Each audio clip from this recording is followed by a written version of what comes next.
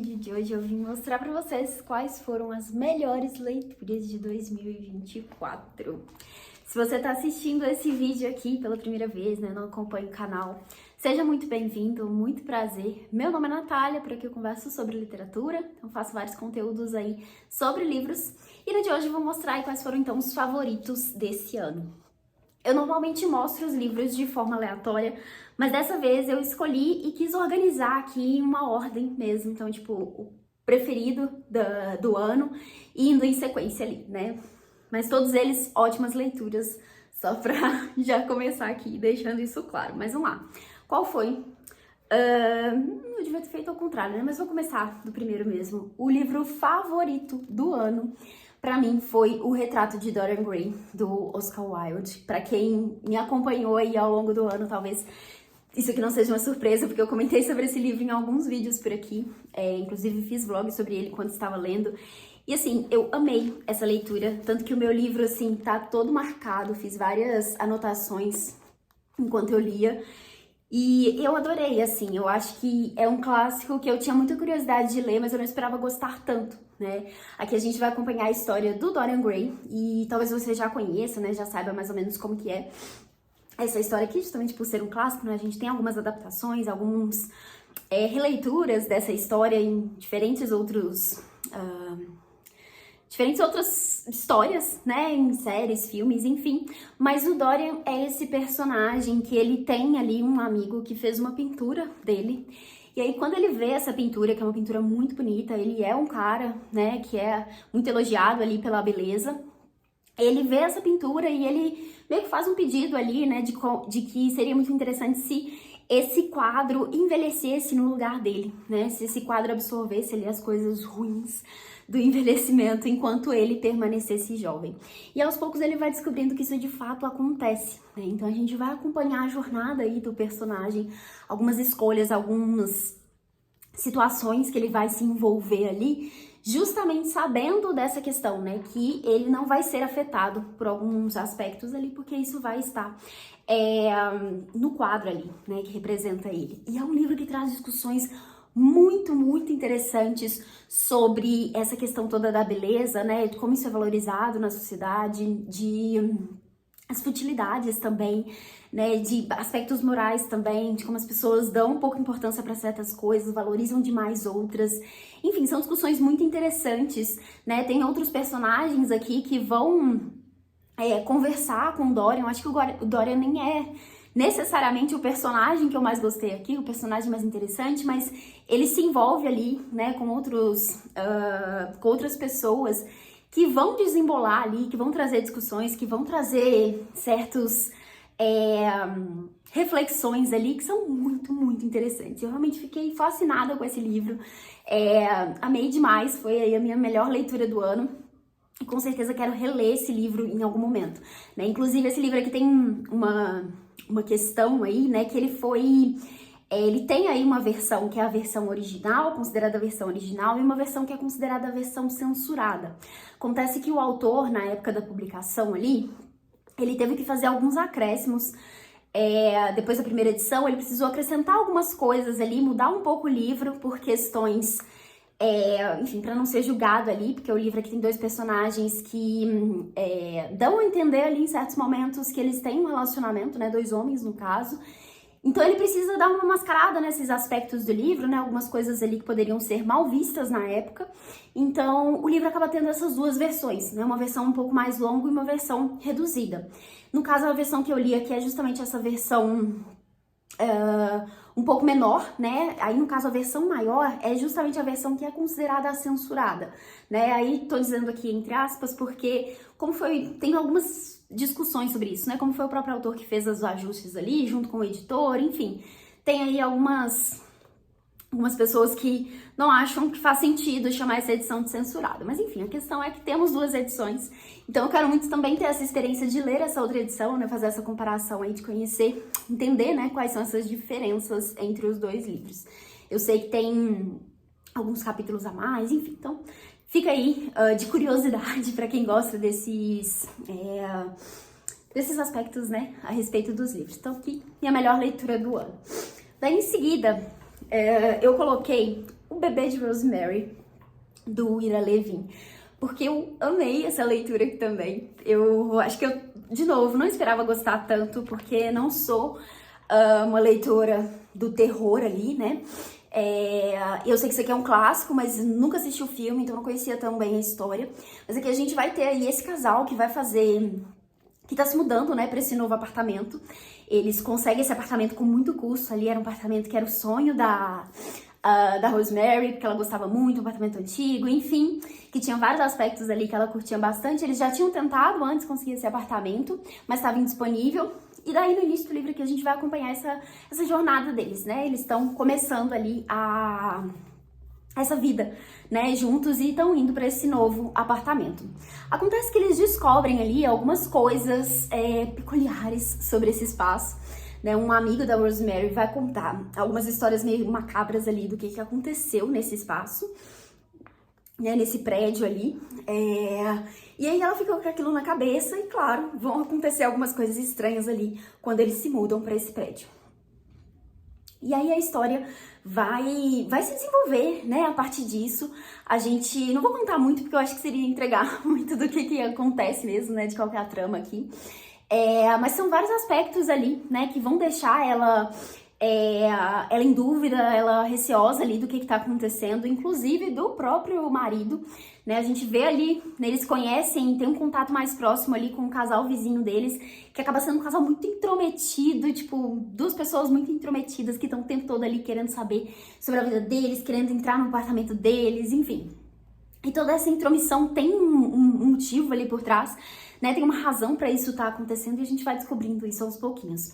Mas uma das coisas que me fascinou aqui nesse livro é que, assim, ele não é um livro só, né, que tem só esses aspectos do terror ali, né, essa coisa mais gótica ali, de criar essa atmosfera, mas é um livro que traz discussões muito interessantes, principalmente a respeito de mulheres, né? A forma como as mulheres às vezes são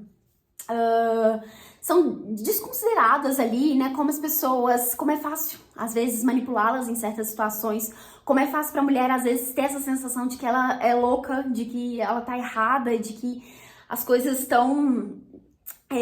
de todo mundo ficar com essa ideia dela, na verdade, né? Mas ao mesmo tempo ela tem essa percepção, ela saber ali que tem alguma coisa de errado. E eu acho que é isso que tem aqui na história da Rosemary. A gente vai vendo ali, né, detalhezinhos, assim, coisinhas que vão mostrando como que vários personagens vão tentando manipular ela, vão tentando enganá-la ali.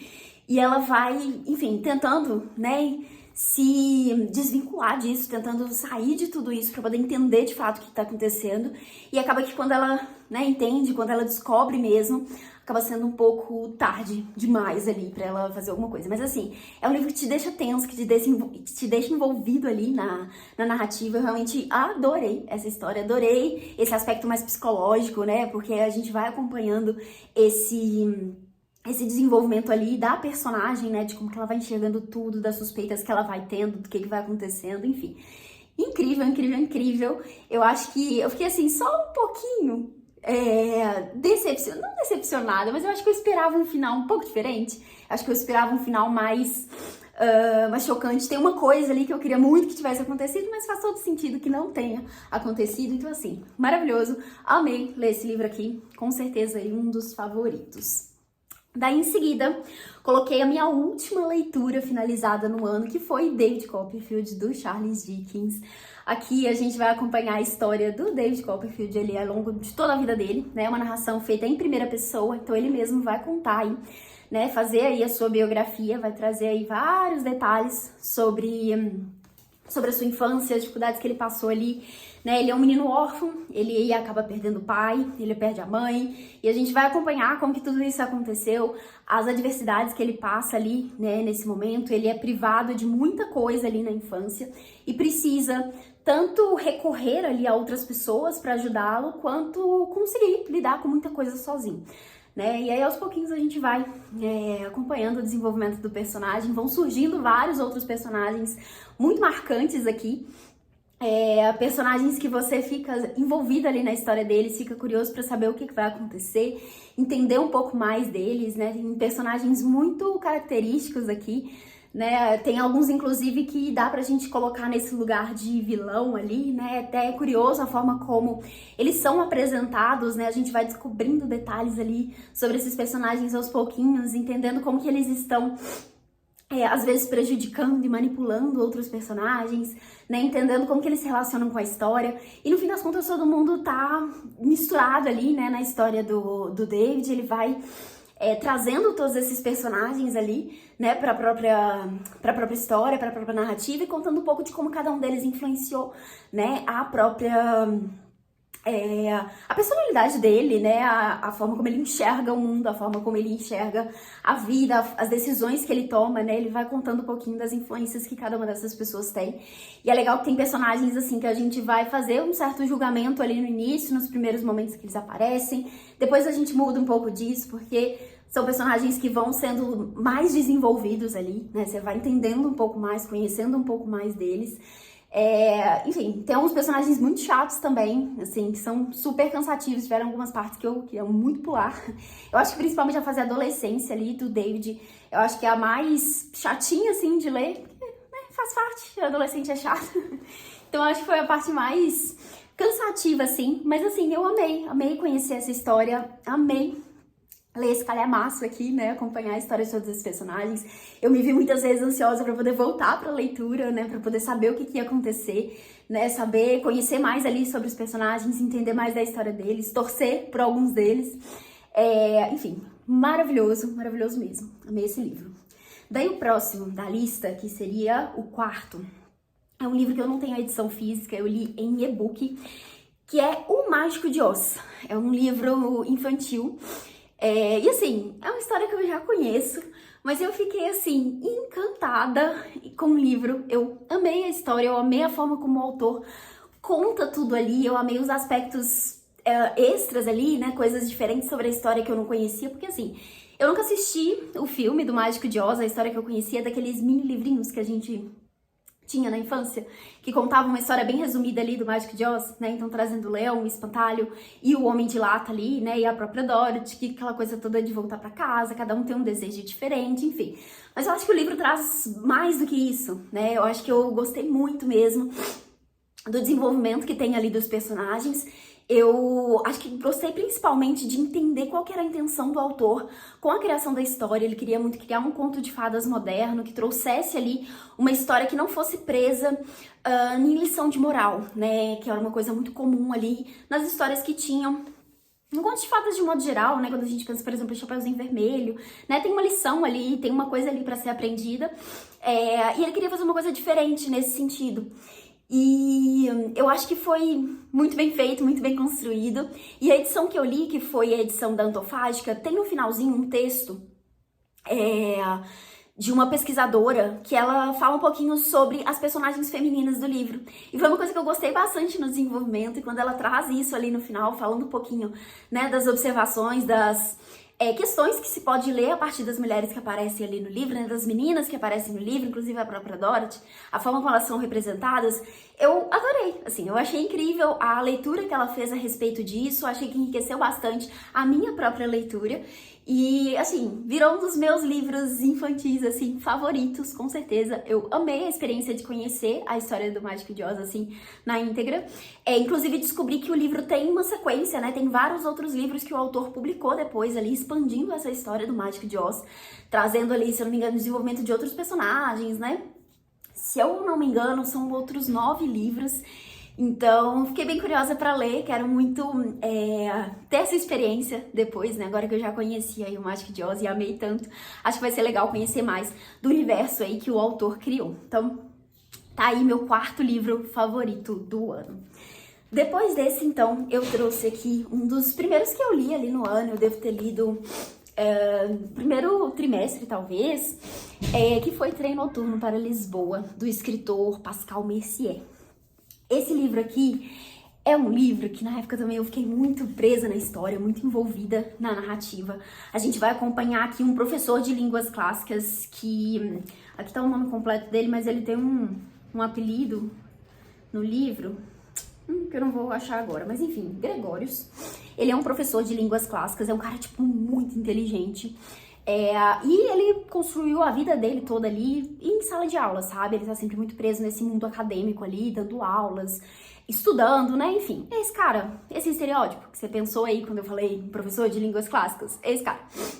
E daí chega um dia que ele tem ali uma grande mudança na vida dele, porque ele esbarra com essa mulher ali numa ponte, e daí acontece algumas coisinhas ali entre os dois, eles conversam, enfim, e daí esse cara resolve, meio que assim, do nada, mudar de vida. Ele resolve que ele vai pegar um trem para Lisboa, porque ele conhece ali, ele pega um livro, né, que ele descobre um pouco mais sobre esse autor, e daí ele fica fascinado por isso, e ele quer descobrir mais sobre o autor, quer pesquisar mais sobre ele, e ele vai fazer isso pessoalmente, né? Ele vai ali atrás desse cara, descobrir um pouco mais sobre a história desse homem, e isso meio que é uma virada de chave ali pra ele, sabe? Porque ele realmente estava muito preso na vida acadêmica e tudo, e daí ele fica tipo, ok, nunca mais vou ter oportunidade de fazer isso na minha vida, já tô ficando velho, né? Então é um cara mais velho também. Então vou fazer essa loucura aqui, né? Ele não pensa tanto, né? Ele não raciocina tanto, ele só vai. E aí a partir disso a gente vai acompanhando várias reflexões ali que ele vai tendo a partir dessa viagem, né? Ele vai fazendo alguns caminhos ali para tentar descobrir mais sobre o autor desse livro que ele está lendo, que é um livro inclusive que a gente vai acompanhando a história, né? Alguns trechos aqui em paralelo, né? Dentro do livro que a gente está lendo. Então ele vai lendo, a gente vai conhecendo um pouquinho sobre isso. E assim, são reflexões muito interessantes, muito filosóficas mesmo, sabe? Eu acho que esse livro aqui é pra quem gosta desse papo mais... esse desenvolvimento assim mais aprofundado de certos temas, sabe? Então ele vai falar sobre a vida, sobre a morte, sobre o amor, sobre o envelhecimento, sobre essas decisões assim relacionadas a trabalho, né? A vida no modo geral, né? Como que se chega nisso, arrependimentos, fala bastante sobre isso. Em paralelo, né, a gente vai conhecendo a história desse autor do livro que ele tá correndo atrás ali, e nisso a gente vai descobrir um pouco aí também sobre a história de Portugal, sobre a história da ditadura, sobre um caso ali, né, que vai se desembolar a partir da história que ele... a partir desse personagem que ele descobre, que também é muito interessante, né? Então, as reflexões vão estar emboladas aí em toda essa narrativa, e assim, é super interessante, eu realmente fiquei muito envolvida, fiquei muito... interessada aqui e muito impactada com essa história. Então, amei esse livro. Fica aqui a dica, acho que também é um livro pouco conhecido. Não sei se vocês já tinham ouvido falar sobre ele, mas fica aí a sugestão para você colocar na sua lista de desejados. Bom, depois disso, eu trouxe aqui um livro que também foi um dos queridinhos do ano, que é Se a Rua B Eu Falasse, do James Baldwin. Li pela primeira vez um livro do autor e, assim, acho que já virou um dos meus autores favoritos, porque quero ler tudo que esse homem escreveu. Eu amei a escrita do autor, eu amei a forma como ele constrói a história, como ele consegue fazer a gente se envolver e se emocionar com os personagens, assim, de uma forma muito profunda. Aqui temos a história do... deixa eu lembrar o nome do casal, da Tish e do Fone, que eles são um jovem casal aí. Tem inclusive uma adaptação, né? Aqui a capa tá com uma jacket, mas essa aqui é a capa original. Então a gente tem aqui a história desse casal. O rapaz, ele foi preso e a Tish descobre que ela está grávida. Então a premissa do livro é essa, né? A gente tem esse contexto aqui. E aí a Tish, junto com a família dela e a família dele, vão tentar aí, né, fazer de tudo pra soltá-lo, né? Porque ele foi preso ali injustamente. Então estão tentando ali, né, ajudá-lo para que ele saia da prisão. Ele é acusado aí de estuprar uma mulher.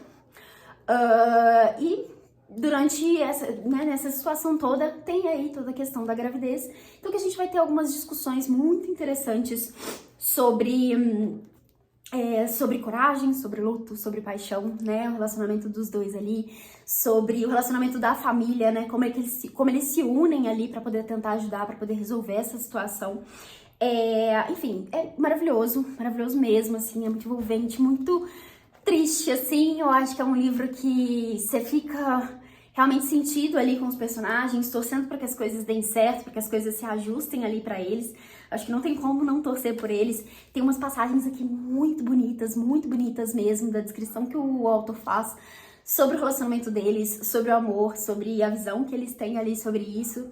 Assim, ainda que seja um livro que vai trazer aí aspectos um pouco mais pesados, né? Porque vai falar sobre racismo, vai falar sobre injustiças sociais. Então vai falar, né, tratar sobre essas questões. Acho que também é um livro muito bonito. A escrita do James Baldwin é muito bonita e a forma como ele descreve ali certos sentimentos, certos aspectos, é incrível, assim. Amei essa leitura. Então agora, já perdi a ordem aqui dos livros, mas faltam alguns aqui. Agora eu trouxe um outro clássico aí, né, um livro épico que eu li esse ano, que foi uma baita de uma experiência, que foi Eneida, do Virgílio. Eu li esse livro aqui também ao longo de vários meses e foi uma leitura bem intensa. Tem aqui, inclusive, várias marcações, alguns post-its que eu coloquei ao longo do livro, porque eu li esse livro praticamente estudando ele, né? Aqui a gente vai acompanhar a história do Enéas, que ele vai aí juntar todo esse povo após aí a Guerra de Troia para poder tentar encontrar uma nova terra para fundar ali a cidade dele. Então a gente acompanha um pouco dessa jornada, conhecendo ali todas as figuras emblemáticas ali que fazem parte dessa narrativa. Esse livro aqui tem uma história, né, um contexto interessante por trás, que ele foi encomendado pelo... Como que ele chama, gente? Já me esqueci. Pelo imperador... Enfim, foi encomendado pelo imperador, então ele queria muito que criasse essa narrativa épica ali para poder falar sobre a história de Roma. E aí o Virgílio escreve isso baseado nisso, então tem toda essa questão histórica ali, esse contexto por trás, que eu acho muito interessante. Tem alguns post-its aqui no início que eu fiz algumas anotações sobre isso. E esse livro, ele é um texto épico, né? É um poema épico, então ele é escrito em forma de poema. E essa edição que eu tenho aqui, ela é bilíngue, então a gente tem de um lado em latim e do outro em português. Isso foi bem legal, porque assim, eu acompanhei essa leitura lendo cada um dos cantos, né? Ouvindo um podcast de um professor, e o professor às vezes lia alguns trechinhos em latim, então foi legal ter essa edição aqui para poder acompanhar o que ele estava lendo. E eu acho que foi uma leitura que foi muito enriquecedora, assim, justamente por isso, por ter outra pessoa ali, por ter esses conteúdos extras ali para acompanhar, porque não é uma leitura fácil, foi uma leitura bem desafiante, assim, porque é uma estrutura de texto bem diferente do que a gente está acostumado. São muitos personagens, muitas histórias. A gente tem aqui a forma como a narrativa é construída é muito diferente, porque, assim, tudo acontece de forma muito rápida e súbita ali, do nada os personagens estão lutando, e aí na frase seguinte eles já estão em paz comendo, sabe? Então, assim, é um atropelamento de acontecimentos ali que a gente precisa estar muito atento, precisa prestar muita atenção ali para entender. Então tem várias metáforas também, tem várias associações ali, contextos de coisas diferentes que você precisa conhecer ali, né? Ter certo conhecimento ali por trás para poder saber o que significa. Então foi muito bom ter outra pessoa, né, fazendo essa leitura junto, né, acompanhando ali, contando um pouco desses detalhes, porque eu não sei nada disso. Mas eu amei essa leitura, amei conhecer a história aí de Eneida, né, de um modo geral, do livro como um todo. Dos personagens aqui, eu amei várias histórias aqui, tem vários cantos que são incríveis, assim. Eu acho que é muito... depois que você acostuma com a escrita, com a narrativa diferente ali, você fica muito preso, né? Porque é uma descrição muito vívida de tudo, né? Eu já tive essa sensação quando eu li Ilíada e Odisseia, né? Que também são dois poemas épicos. Que essas descrições são muito reais, assim, sabe? Aquela coisa que você... Só pra explicar melhor, tem várias descrições aqui de... Opa, caiu o livro. De batalhas, de guerras, e são descrições, assim, que descreve tudo, sabe? Muito detalhadamente. E daí você fica, meu Deus, que cena. Você consegue imaginar a cena, é uma coisa muito cinematográfica, eu acho que é essa a palavra. Tem cenas muito cinematográficas aqui, você consegue imaginar tudo de uma forma muito vívida mesmo. Então, assim, amei essa experiência, foi uma baita leitura, um grande desafio mesmo, porque não foi fácil. Ler esse livro aqui, tiveram vários cantos que eu achei muito difíceis de entender, várias partes assim que se eu não tivesse esse apoio ali, né, de um professor falando um pouco sobre o livro, acho que eu não teria entendido nada, mas ficou aqui entre as minhas melhores leituras de 2024. Daí agora o próximo livro, deixa eu pegar aqui que ele caiu no chão.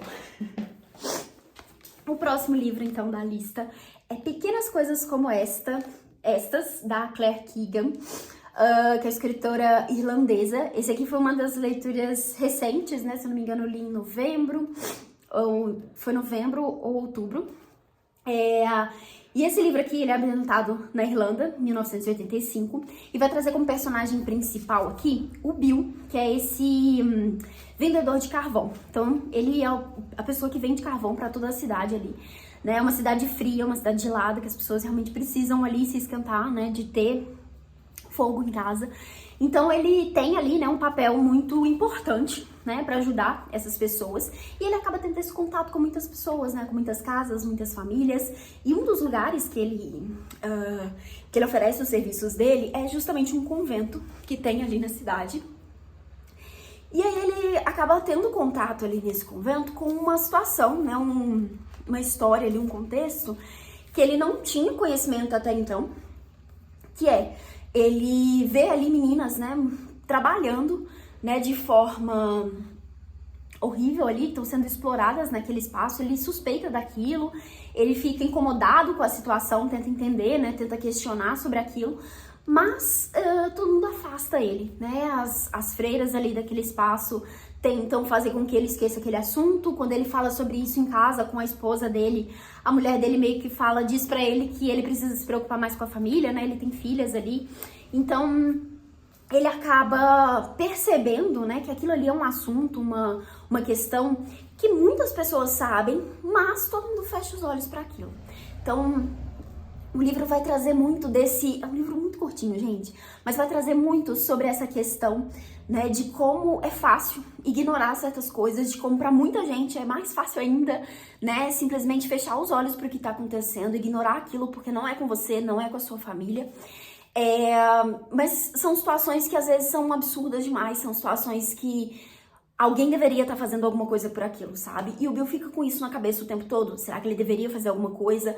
Até onde ele pode, de fato, fazer algo sem prejudicar a própria família? Porque a gente vai entender, principalmente no final aqui, que a autora vai trazer um pouco do contexto real, né, histórico ali em que isso é baseado, mas ele fazer alguma coisa a respeito daquilo seria meio que ir contra a igreja e contra o Estado.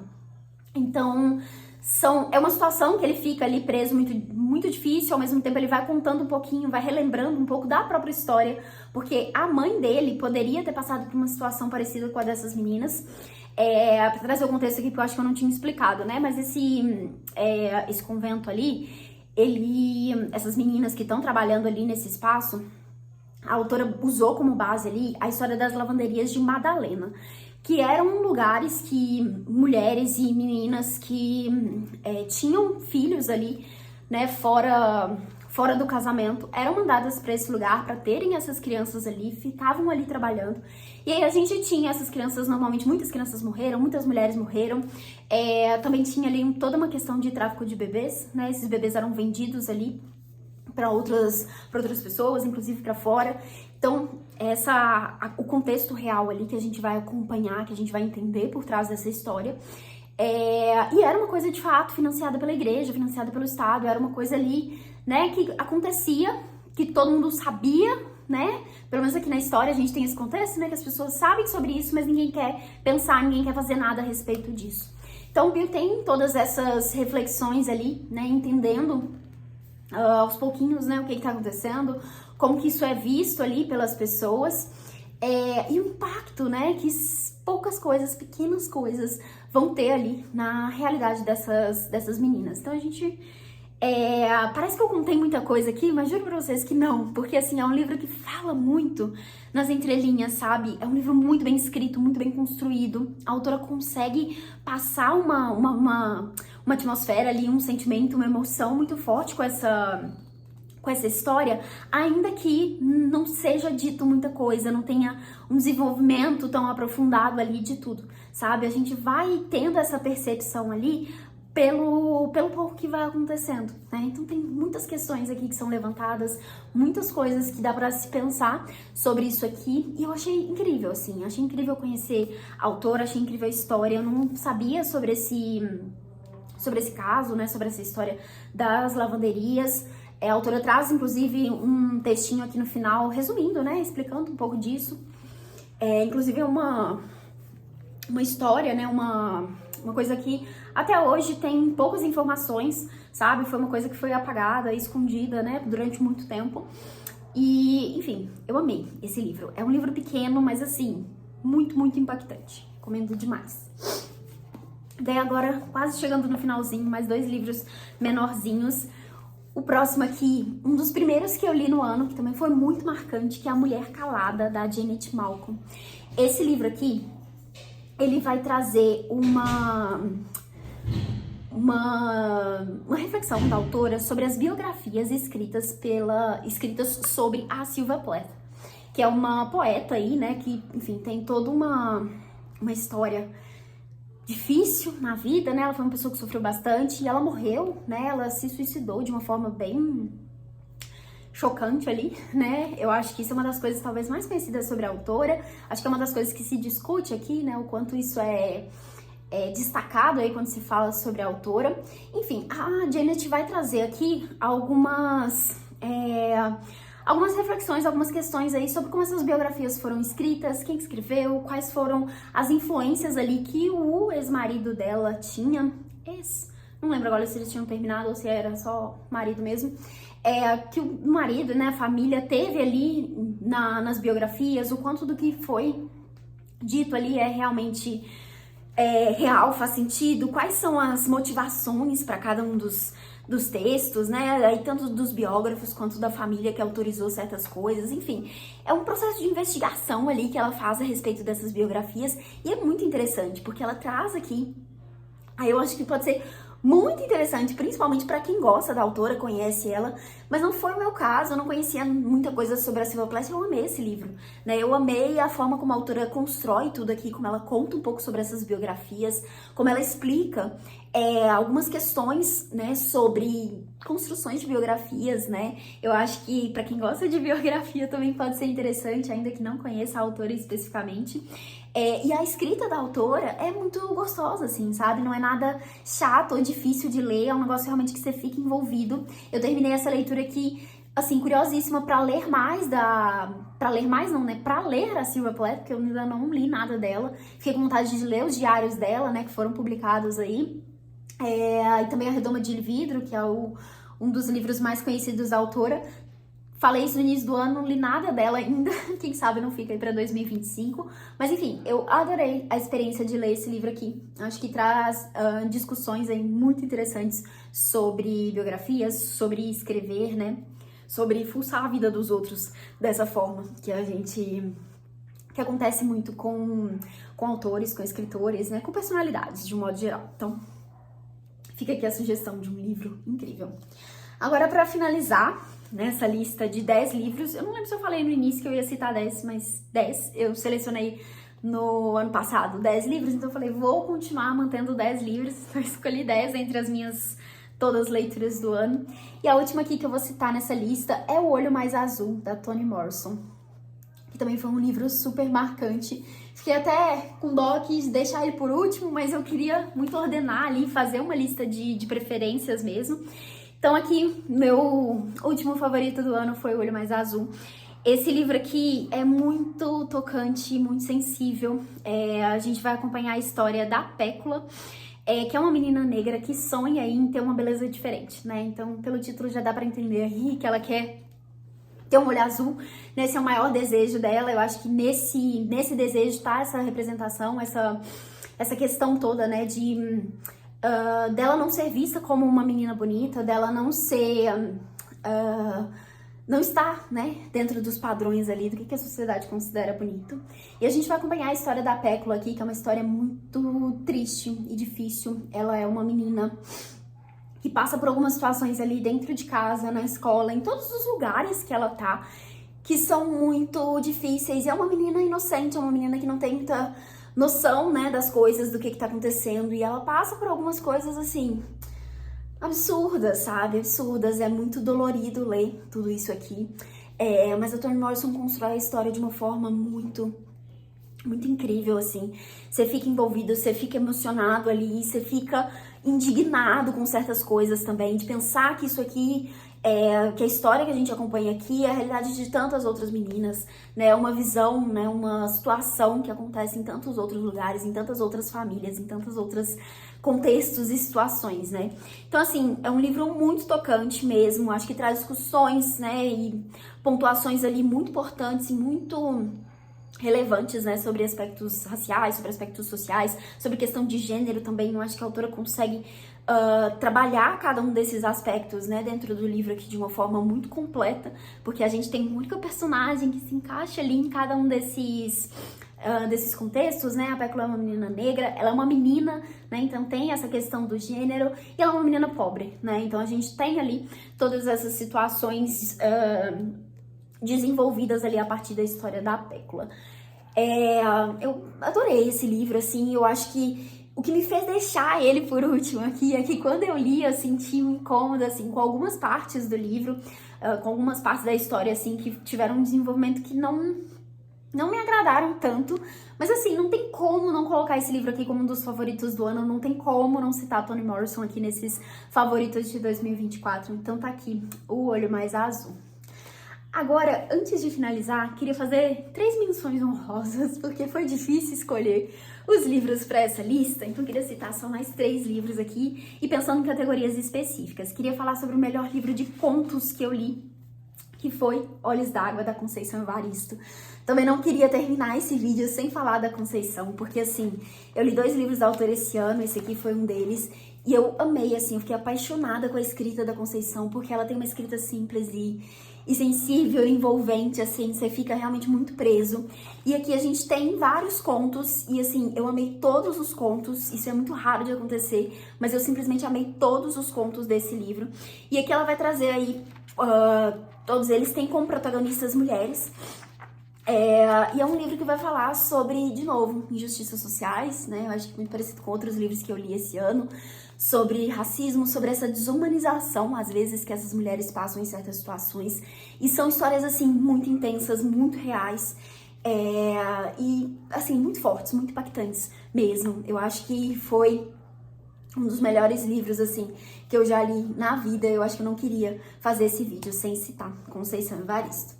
Daí eu também queria falar sobre a melhor HQ que eu li esse ano. Eu nem li tantas, provavelmente também não li tantos livros de contos, mas resolvi categorizar aqui essas menções honrosas. Mas eu trouxe aqui, como melhor HQ, a HQ A Rosa Mais Vermelha Desabrocha, Um Amor nos Tempos de Capitalismo Tardio, ou Porque as Pessoas se Apaixonam Tão Raramente Hoje em Dia.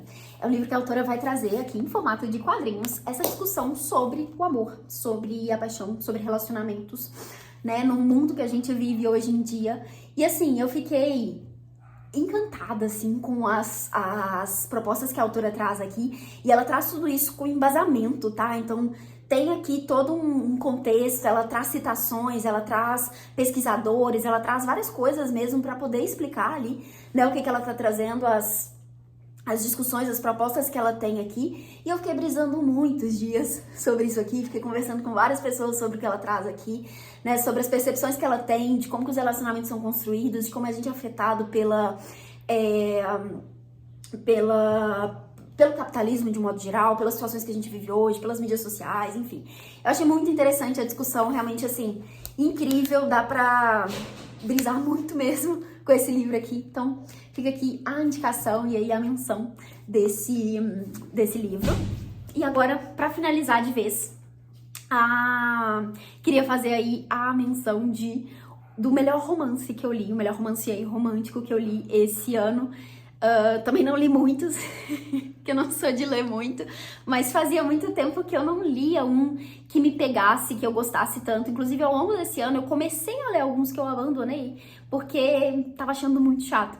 Mas esse me ganhou muito, que é Para Sempre Seu, da Abby Jimenez, que vai trazer a história aí desse casal, que vai ter um desenvolvimento muito bom, muito interessante. A autora consegue fazer a construção de uma personagem ali que eu gostei muito. Eu acho que eu me identifiquei, não me identifiquei, mas me envolvi muito com a personagem. Gostei muito da construção que ela traz ali do relacionamento dos personagens e das histórias paralelas ali, como que ela vai abordando tudo, como que ela vai tratando as coisas. Não fica aquela coisa presa só no casal, mas tem ali, né, outras situações, outros personagens que são muito interessantes, que vão fazer muito sentido para a história.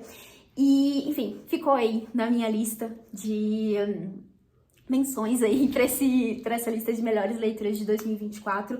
Acho que eu fiquei encantada, apaixonada com a autora, quero muito ler mais dela. E como não é um gênero que eu leio tanto, achei legal citar aqui nessas 3 últimas menções. Então, ao todo, foram 13 livros, né, citados aqui de melhores leituras de favoritos de 2024.